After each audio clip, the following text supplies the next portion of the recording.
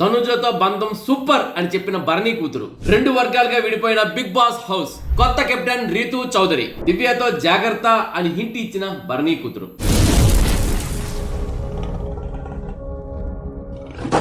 Hi hello నమస్తే, నేను మీ SS Patnaik. చూస్తూనే ఉండండి పెంప్స్ టీవీ. షేర్ చేయండి, లైక్ చేయండి, సబ్స్క్రైబ్ చేయండి, గంట సింబల్ కొట్ట మర్చిపోకండి. ఇక బిగ్ బాస్ అప్డేట్స్ విషయానికి వచ్చినట్లయితే ఇక బిగ్ బాస్ హౌస్ లోని మళ్ళీ వీకెండ్ వచ్చేసింది. ఇక వీకెండ్ వచ్చిందంటే కొత్త కెప్టెన్ కావాల్సి వచ్చింది. కొత్త కెప్టెన్ కి సంబంధించిన మన టాస్క్లు ఇవన్నీ కూడా మొదలైపోయి, అంతకు ముందు మరి నిన్న వరకు జరిగిన ఎపిసోడ్స్ చూసుకుంటే రాత్రి వరకు బిగ్ బాస్ హౌస్ లోకి ఫ్యామిలీ మెంబర్స్ రావడం జరిగింది. ఎందుకంటే ఇది ఫ్యామిలీ వీక్ కాబట్టి. మరి నిన్న కళ్యాణ్ గారి మదర్ రావడం, కళ్యాణ్ మదర్ ఇక కళ్యాణ్తోని చాలా చక్కగా కళ్యాణ్ ఆడుతున్నాడని మంచి పేరు తెచ్చుకుంటున్నాడని ఆమె చాలా చక్కగా ఆమెతో మాట్లాడి, మిగతా వాళ్ళతో కలివిడిగా మాట్లాడి ఆమె ఒక వైబ్ని క్రియేట్ చేసింది.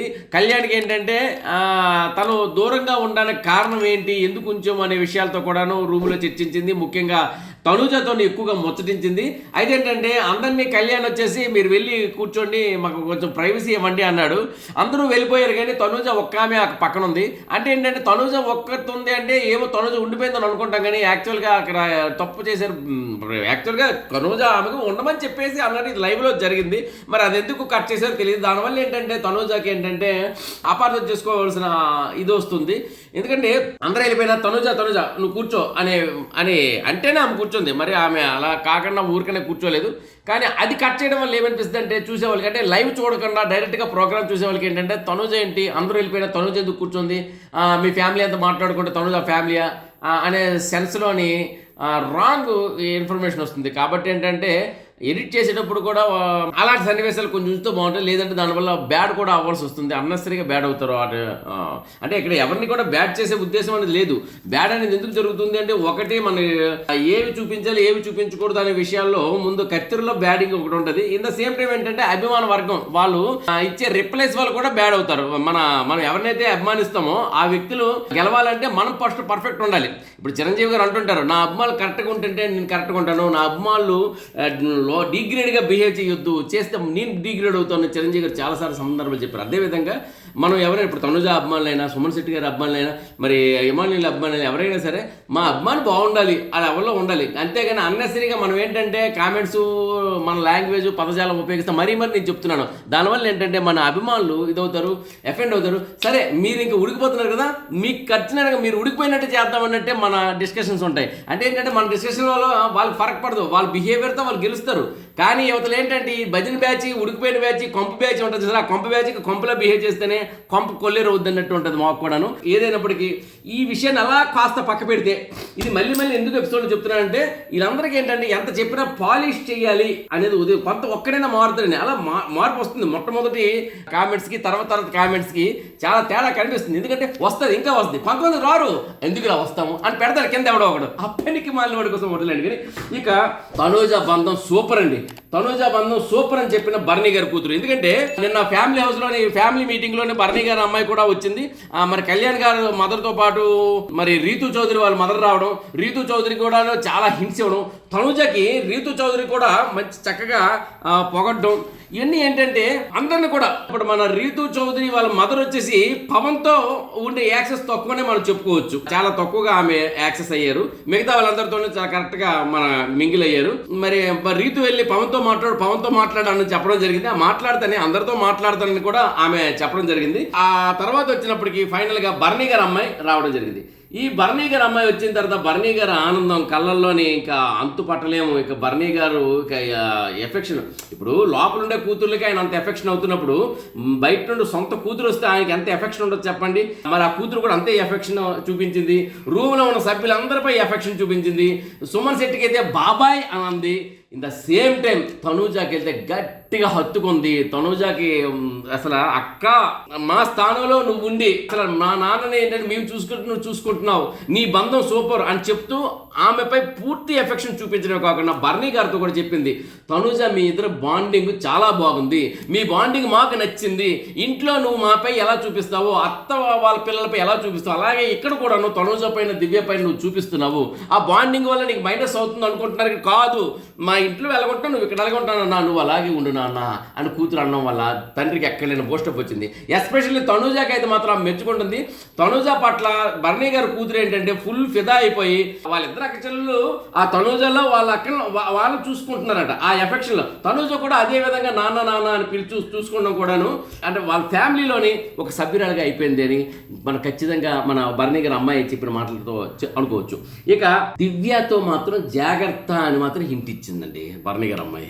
దివ్యతో ఎందుకు జాగ్రత్త అన్నది అంటే దివ్య అని పేరు ఎత్తలేదు. దివ్యకి పిలవండి అని బర్నీ గారు అన్నారు. దివ్యకి పిలిచారు, కూర్చోబెట్టు, అక్క బాగుంది అక్క నీ తోల పెర్ఫార్మెన్స్ అని చెప్తూ నువ్వు కొంచెం కమాండింగ్ తగ్గించక్క అని 3-4 సార్లు నొక్కి ఒక్కడించింది.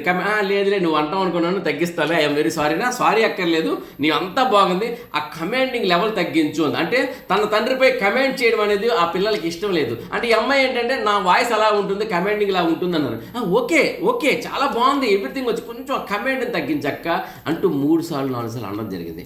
అన్నయ్య దాన్ని కొనసాగింపుగా పక్కకి రూమ్కి వెళ్ళిన తర్వాత నాన్న మీరు అందరితో బాగా ఉన్నారు, అందరితో మంచిగా ఉన్నారు, మేమే కమాండ్ చేసే వాళ్ళతో మీరు జాగ్రత్తగా ఉండండి, వాళ్ళని ఎక్కడ ఉంచాలో అక్కడ ఉంచండి, మీరు కొంచెం దాన్ని ఏంటంటే మీరు ఒప్పుకోవద్దు, కుండ బద్దలు కొట్టండి చెప్పండి, మీపై మీరు మొన్న నామినేషన్ చేసేటప్పుడు మాకు చాలా నచ్చింది, మీరు అగ్రెసివ్గా ఉన్నారు, అలాగే మీరు ఉండాలి, ఆ బర్నీని మేము చూడాలి, మీరు కమెంట్ చేసిన వాళ్ళని మాత్రం కొంచెం మీరు ఒప్పుకోవద్దు. అంటే ఇక్కడ నువ్వు కొంచెం కమెంట్ తగ్గించని రూమ్లో ఉన్న అందరి సభ్యులతో కన్నా ఒక్క దివ్యతోనే అంది మీరు కమెంట్ తగ్గిస్తే బాగుంటుందని. ఇక్కడికి వచ్చి కమెంట్ చేసిన వాళ్ళ దగ్గర మీరు జాగ్రత్తగా ఉండండి అని చెప్పింది. అంటే ఇక్కడ కామన్ పాయింట్ ఏంటంటే కమాండ్ కాబట్టి ఏంటంటే దివ్యతో జాగ్రత్త అని హింట్ ఇచ్చిందని అనుకోవచ్చు. బర్నీ గారి ఎక్స్ప్రెషన్స్ కూడా అక్కడ అదే పలుకుతున్నాయి. ఇక రెండో విషయం, ఇక ఈ బర్నీ గారు దివ్యలో మధ్యలో ఉన్న సంబంధం అవినాభ సంబంధం మంచి సంబంధమే, దానికి కాదను. కాకపోతే ఏంటంటే ఒక్కోసారి ఏంటంటే కూర్చో బాబు అనేదానికి కూర్చో అనేదానికి కూర్చో అనేదానికి తేడా ఉంది కదండి. అందుకే ఏంటంటే కూర్చో బాబు అని మనం అంటే ఏదైనా మాట తీరే చూసారా బిగ్ బాస్ హౌస్లో మనకి ఏం నేర్పింది అనేది ఇది ఒకటి మనం చెప్పుకోవచ్చు. మన మాటలో రిక్వెస్ట్ ఉండాలి, అంతేగాని ఆర్డరు కమాండ్ ఉన్నట్టు ఉండకూడదు. రిక్వెస్ట్ లేకపోయినా పర్వాలేదు, జస్ట్ సజెషన్ లాగా లేకపోతే అడిగినట్టు క్యాజువాలిటీ ఉంటే బాగుంటుంది. సరే, ఇక బిగ్ బాస్ హౌస్లో 2 వర్గాలుగా విడిపోయారండి. బిగ్ బాస్ హౌస్లో 2 వర్గాలు ఏంటి, కెప్టెన్షిప్ టాస్క్ మొదలైంది కదా. కెప్టెన్షిప్ టాస్క్లో వచ్చేసి ఎమాన్యుల్, భరణి, సంజన, దివ్య ఒక బ్యాచ్గా విడిపోతే, ఇంకోటి ఏంటంటే తనుజ, రీతు, సుమన్, కళ్యాణ్ అండ్ పవన్ వీళ్ళు ఒక టీం, అంటే 4 ఒక టీము 5 ఒక టీముగా ఓటింగ్ బట్టి వాళ్ళు ఓటింగ్ అంటే లోపల ఇన్బిల్ట్ ఓటింగ్ బట్టి వాళ్ళు విడిపోయారండి. విడిపోయి ఏంటంటే వాళ్ళు కెప్టెన్షిప్ టాస్క్ ఆడుకోవడం కోసం ఆ విధంగా విడిపోయిన 2 టీములు కూడాను టాస్కులు జరిగాయి. ఆ టాస్కులు కూడా వాళ్ళు ఆడడం జరిగింది. ఆడి ఇంకా 2 కెప్టెన్స్ ఉన్నాయి కదా, మేము గెలవండి ఉద్దేశంతోనే ఆడారు.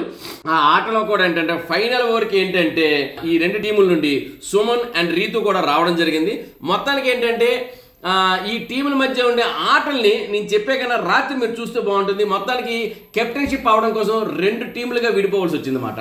అయితే ఈ 2 టీములకి విడిపోయిన వాళ్ళ దగ్గర నుండి చివరికి 2 మిగిలారు. ఆ 2లో ఏంటంటే రీతుని సుమన్ శెట్టి మిగిలారు. ఈ రీతు సుమన్ శెట్టిల మధ్య ఇది జరిగింది, టాస్క్ జరిగింది. వాళ్ళిద్దరి మధ్య టాస్క్ జరిగితే చివరికి ఏంటంటే రీతు గెలవడం జరిగింది. ఎంతైనప్పటికీ సుమన్ శెట్టి చివరి వరకు రావడం అనేది చాలా గ్రేట్. అదేవిధంగా ఏంటంటే గట్టి పోటీ ఇచ్చింది రీతు, సుమన్ కూడా గట్టి పోటీ ఇచ్చాడు. దాంతో ఏంటంటే రీతు వచ్చేసి గెలవడం, మరి కెప్టెన్ అవడం. ఏదైనప్పటికీ మరి రీతు ఎంతవరకు కెప్టెన్ కాలేదు.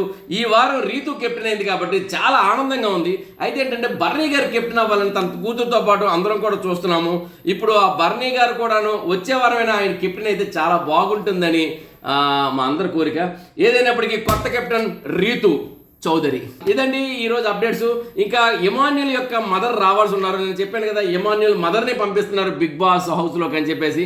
ఇక ఎమాన్యుల్ మదర్ రావాలి. ఎమాన్యుల్ మదర్ వచ్చేసారు, కలిశారు, మాట్లాడారు. ఆ ఎపిసోడ్ మనం చూడలేదు. ఇప్పుడు ఎమాన్యుల్ మదర్తో మనం ఉండే ఆ తల్లి కొడుకుల మధ్య బంధాన్ని మనం చూడబోతున్నాం. మరిన్ని అప్డేట్స్తో మళ్ళీ నేను మీ ముందు ఉంటాను. అంతవరకు నమస్కారం.